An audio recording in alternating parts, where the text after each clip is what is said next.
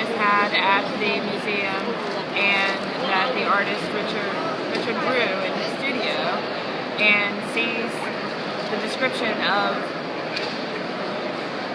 the incantation that can be used to start that apocalypse. But how could this be? This book was written 1,000 years ago. So, seeing this, he sees how there's a location that matters. It has to be the center of the city. So, based on that clue, he says we should all go to Hyde Park and see what's there.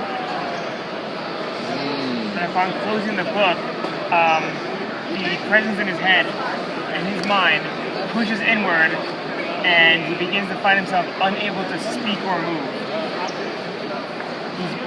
He's been pushed to the brinks of paranoia. Then he says, "Professor, what's wrong?" She shakes him, and when she touches him, she feels a spark.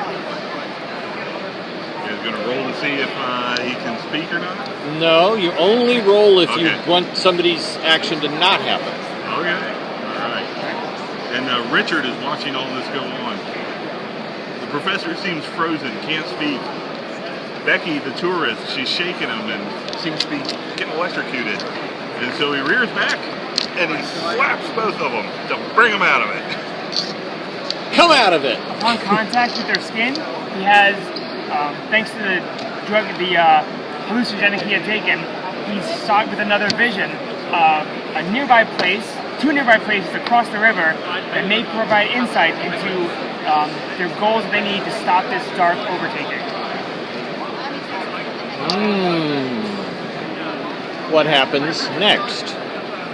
Well, he feels he can't help the professor and Becky, so he's going to take off and head that direction.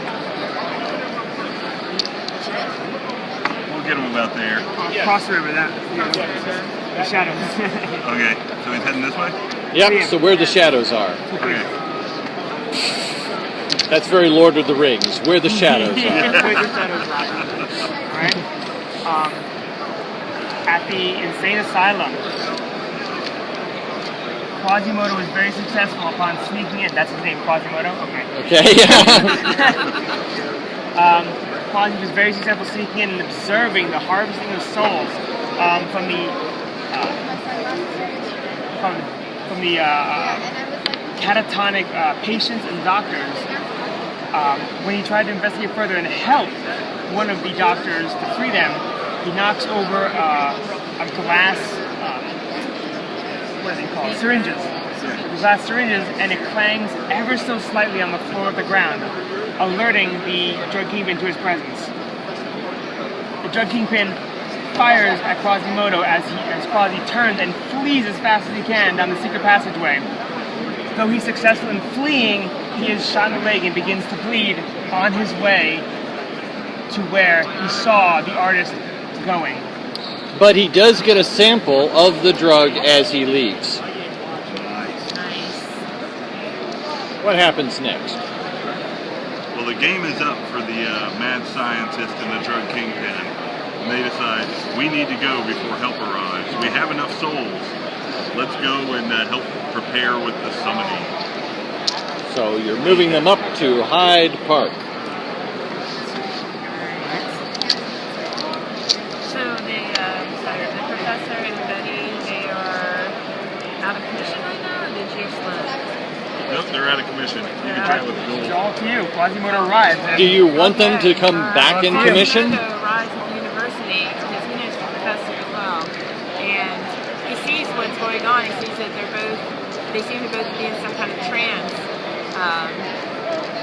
So